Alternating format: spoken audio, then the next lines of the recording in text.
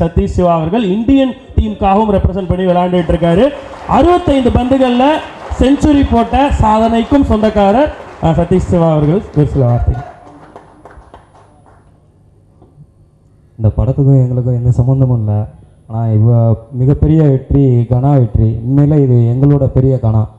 ஏன்னா இந்த மாதிரி ஒரு ஸ்டேஜ் கிடைக்கிறதுக்கு ரொம்ப வருஷமாக, கிட்டத்தட்ட 7 வருஷமாக கஷ்டப்பட்டு இருக்கும். ஆனால் 4 வருஷமாக நான் இந்தியாவுக்காக ஆடுறேன்.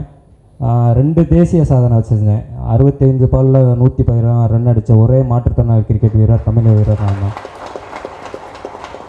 இதுவரையா மாற்றுத்திறனாளி கிரிக்கெட்டில் 20 ஓவர் போட்டியில் யாருமே இதுவரையும் செஞ்சுரி அடிக்கலை. அது நான் அந்த ஒரு சாதனையை பண்ணியிருந்தேன். அதே மாதிரி 16 பாலுக்கு 50 ரன்கள் அடித்து ஒரு சாதனையும் பண்ணியிருந்தேன்.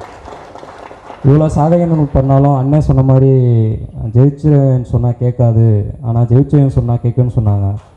4 வருஷமாக நான் ஜெயிச்சு சொன்னேன், ஆனால் இதுவரையாக கேட்கல. ஆனால் அது இன்றைக்கி அண்ணன் மூலியமாக நிறைய இருக்குன்றப்ப உண்மையிலே ரொம்ப சந்தோஷமாக இருக்குது.